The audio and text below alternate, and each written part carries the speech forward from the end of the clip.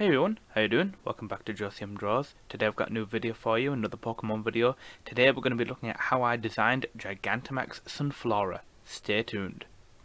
Okay everyone, let's look at Sunflora for a minute. Sunflora is a mono grass type that's pretty forgettable.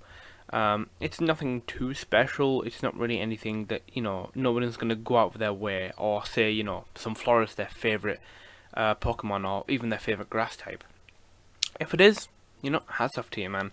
But if we just look at its abilities for a minute, Chlorophyll is always really good on grass types, doubling the speed in Sun. But I mean, Sunflora's, dog shit 30 base speed isn't great, and then just being doubled to 60 isn't really going to let it outspeed much, so that's not really very useful. The only really useful ability it's going to get is solar power, but again, that takes its HP down. I think it's 1/8 every turn in harsh sunlight. It does boost the special attack, so it will give you a really nice special attack stat, especially with Stab's 1-turn solar beams, but it's nothing really too special. There's other Pokemon that have solar power that can really just outclass Sunflora. Charizard, Heliolisk, stuff like that can make much better use of solar power anyway. And then Early Bird is really nothing too special. If we just look at its base stats here for a minute, base 75 HP, that's not really that great, especially with 75 attack as well. It's decent, but it's not anything too great. It's pitiful 55 defense, makes it so it really literally cannot switch in on any kind of physical attack at all. The only really great stat it actually has is its base 105 special attack, which is pretty great, but pretty low when you consider other grass types that have much higher base special attack stats, like Superior. Its special defense is its next best stat, which is pretty good, so it can switch in on some good moves, like maybe some Earth Power, maybe an Earthquake, but it's really nothing that special. If it was maybe 95, then it would be quite good, but, not that great. And then, like I said earlier, a really pitiful base 30 speed, so it's really not going to be outspeeding anything, unless, like, I don't know, maybe Aggron, a particularly slow Aggron maybe. That's just Sunflora's real... It's just a shame, because I don't think Sunflora is bad, but I don't think it's great either. Its base stats are pretty lackluster, with totaling up to around about 425, as you can see there. And its design, while, cute and it's cool looking, it's kind of boring, to be honest. There's nothing...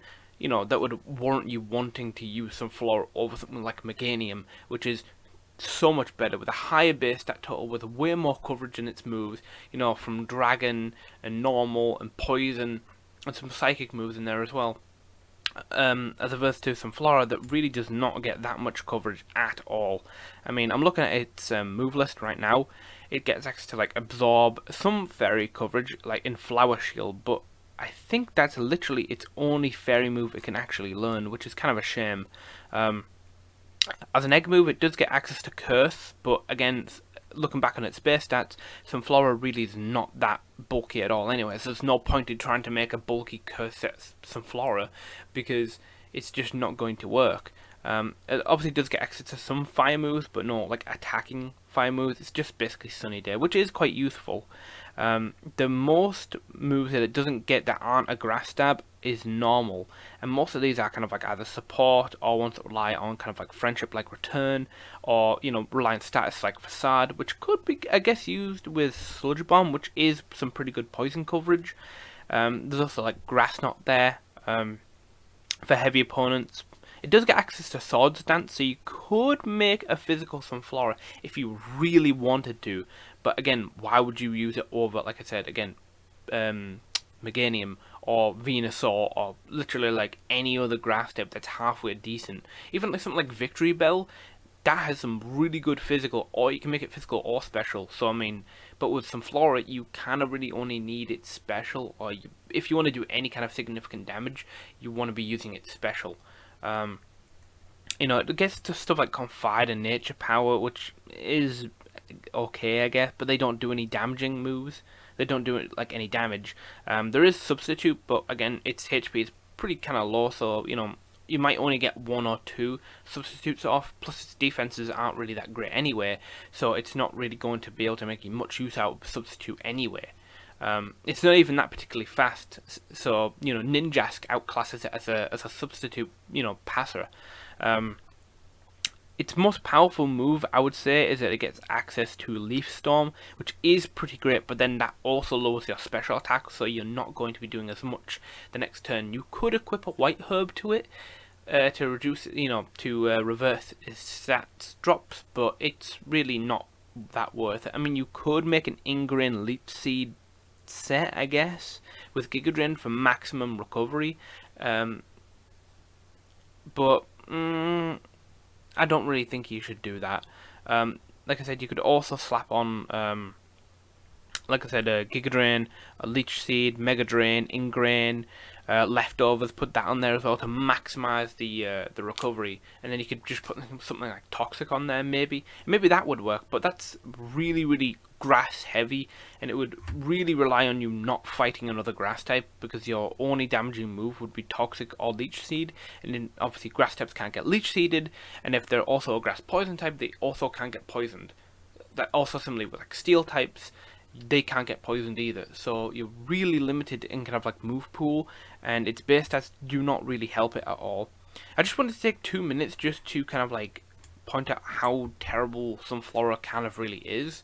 It's not the worst if you're basically scraping the under the barrel for kind of like grass types to use, if you really want to anyway, but then again, grass types aren't exactly the best type anyway, in my opinion. If the grass type is your favorite, that's alright as well. We've all got our own opinions. But I just wanted to point that out before we actually get into kind of like how I wanted to make it better. Because the goal with these kind of videos, kind of like the Solrock and Lunatone one, if you haven't seen that one yet, I'll leave a link up at the top right corner of this video, or somewhere, or in the description, if you want to watch that one. But like I say in that one, I really want to take Pokemon that don't get enough love, or don't get enough time to shine or in the spotlight, and I want to give them something like a new form, a Mega, an upgrade, a Gigantamax, or a Dynamax, or whatever, so it can actually shine, because I believe that just because it's a bad Pokemon, like in terms of base stats and limited move pool, doesn't make it a bad Pokemon. Just because it's not competitively viable doesn't mean that it is a bad Pokemon. It just means that there's other Pokemon that are better than it, but you can still use it. So if I just hide this for now, I'll show you my initial sketches. These are two of my initial sketches I did for it, because what I was trying to go for was more of like a Jack and a Beanstalk kind of angle. I think since Sunflora is a sunflower, and that sunflowers grow quite large, I thought why not just make it a giant beanstalk, take a little bit of fantasy and pop it in there, and I think that would make it really cool actually. So these are a couple, like I said, my initial sketches. I think they're pretty good. The first one here is pretty cool. I did like the way that the ground and kind of like the beanstalk turned out, the turning and the twisting vines and the big leaves, and then obviously slapping Sunflora's big head on there as well, and its big petals, and I think it does look really cool. Sunflora isn't exactly the greatest design anyway. It's not really, it doesn't really have much going on, so you've really got to kind of like get the cogs turning in your brain to kind of like figure out, okay, how am I gonna make this a little bit more interesting? That's why I wanted to add like the bean shoot and the beanstalk idea on there, to inject a little bit of fantasy to make it way more interesting. So that's that one on the left. I think that was pretty good, but I don't think it's as big as it could be, or it doesn't look like it's this humongous,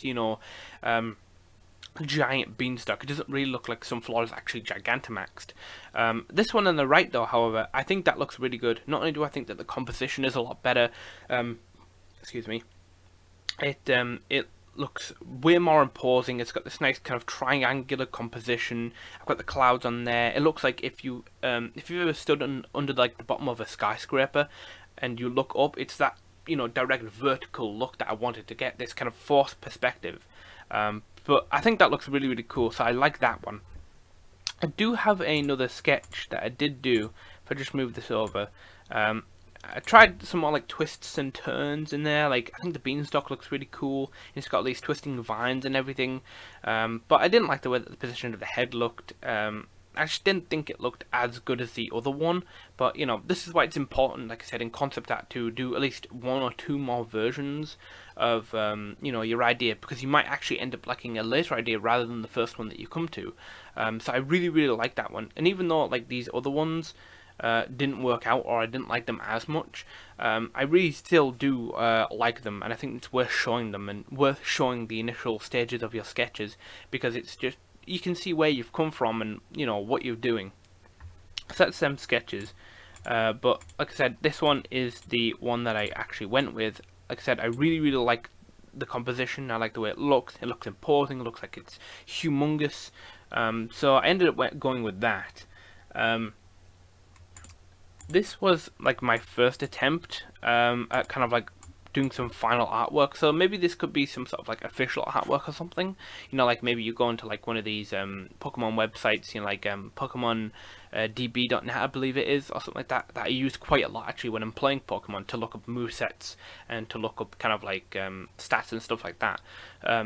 So maybe that could be like the official artwork on that page, but I really didn't like the way it looked. I mean, I like the colours. I think they're very bright. They're, you know, very similar to Sunflora's colours, but you know, I really wasn't happy with it. So I ended up redoing it. This is the final artwork that I actually did. Like I said, I just inked and then I coloured and then I kind of like did some little extra effects on the illustration from that original sketch. I also added some extra elements here to make it just that much bigger, like these like little birds here. If you didn't know, like when you're trying to make something look big or imposing, or just quite large in general, like I said, you want to make a forced perspective, so you want it to get smaller at the top and bigger at the base, and then what you want to do is add smaller elements in like groups of 3 around the top, and that just, you know, adds a little bit of a sense of scale. Because if you don't have anything here, how would you know how big Gigantamax Sunflora would be? You don't know like how big it would be. So and even though you've got the clouds on top of there, I think the birds add a little bit like a nice element to the whole illustration. Now, as with Gigantamax forms, you know, if you look at artwork of Gigantamax forms, they have like this red outline on them, all of them. So that's kind of like what I've done here to emphasize that it is actually Gigantamaxed. I think it looks pretty cool. They always have like this light that they're always shaded like from the bottom. So that's kind of like the way I've tried to replicate. I don't think I've got it particularly that great, because I haven't done that many Gigantamax forms, like, or at least, you know, illustrated any like that many Gigantamax forms. But with this one, I'm pretty proud of it actually. I did some like extra light to the face here just to highlight it, and I think it does look really cool. And then you got like the clouds on top of there, which I think looks really cool as well. I also added like these curled up shoots here, which I think look really cool as well. Just again trying to emphasize that beanstalk kind of like giant plant theme. So I think this is pretty cool. I also made a shiny form here as well. I did make some other shiny forms, which I'll show you in a minute, but this is the one I wanted to go with, because if you look at Sunflora's regular shiny, it's pretty dull, it's pretty muted, and it's kind of boring, quite frankly. So I wanted to spice it up a little bit, at least for its Gigantamax form, and I went with this really cool blue stalk, kind of like almost like a sky blue or ocean blue. I think it looks really cool, and I think it looks really nice as well.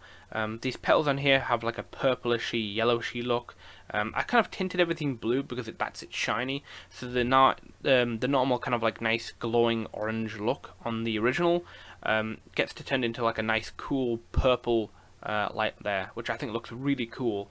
I also added like a small train at the bottom here just to again emphasize the hugeness, the sheer size of this Sunflora, which I think looks really cool. I show the other shiny variants here. So this was the first shiny variant here.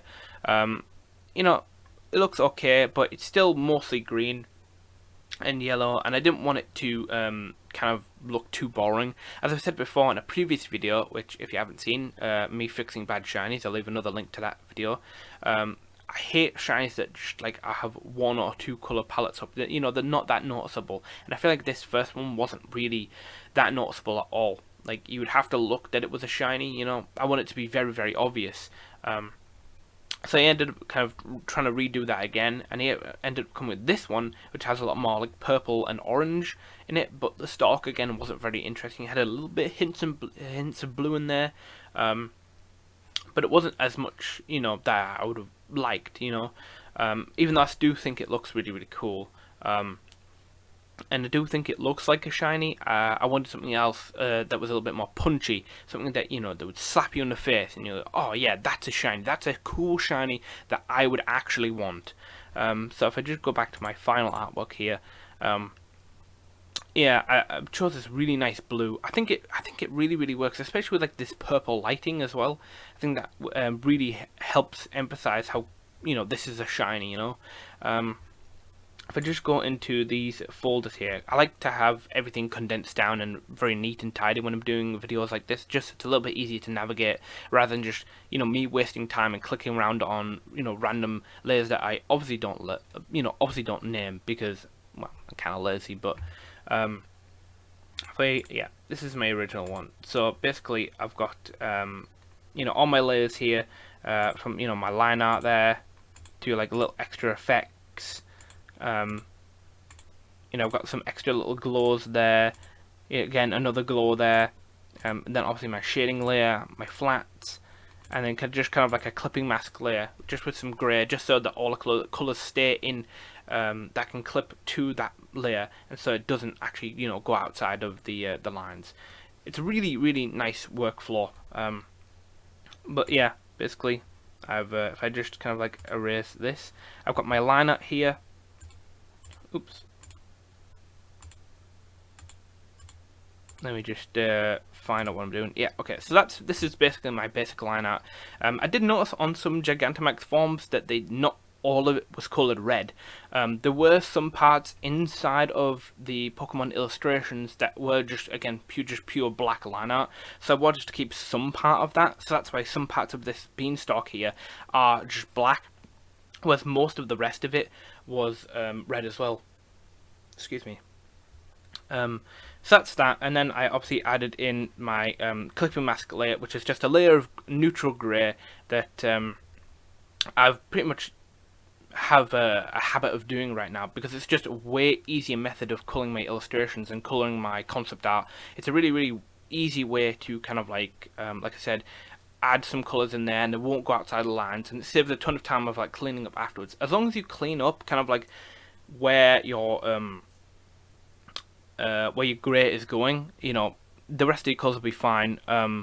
I mainly use the lasso and the magnetic lasso tool as it, if you've got really nice clean line art, it'll basically just stick to your line art and you can just go all over it. It goes da da da da da da da, and it'll just go all over it, which I think is really cool.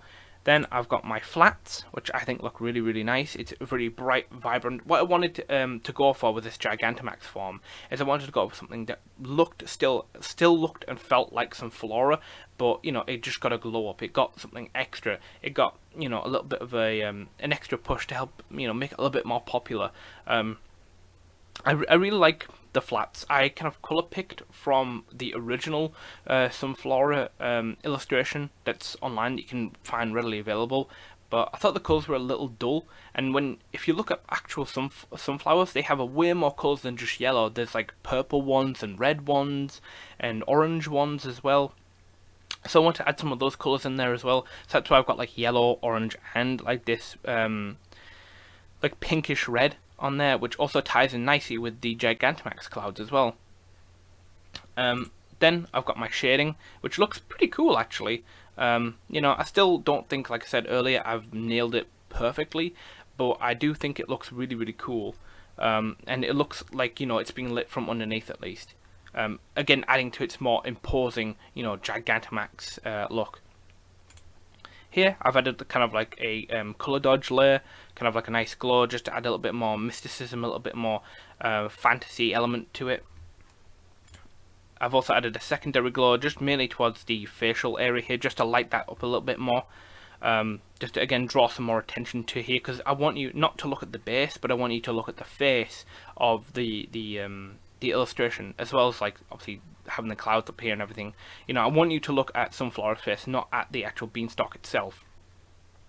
And then final layer is this like nice red glow. I basically just got a soft round brush, pretty much a Photoshop basic brush, and I just went around some of the edges of the petals and the beanstalk here as well. Just to add a little bit extra, kind of like a final touch to the illustration, just to add that kind of, really sell the point that it's Gigantamaxed. It's using the Galar particles to Gigantamax itself. Yeah, I think that looks really cool. So that's just a quick rundown of my process of how I kind of actually illustrated, and designed Gigantamax Sunflora. I think it looks really cool. I really like it shiny. So what do you guys think? What do you think of this illustration? What do you think of Gigantamax Sunflora? I'll tell you the Pokédex entry now, so stay tuned for that. Okay, now how about I tell you Gigantamax Sunflora's Pokédex entry. Gigantamax Sunflora, the colossal sunflower Pokémon. In recent years, large groups of Sunkern and Sunflora have been transported from Johto to Galar.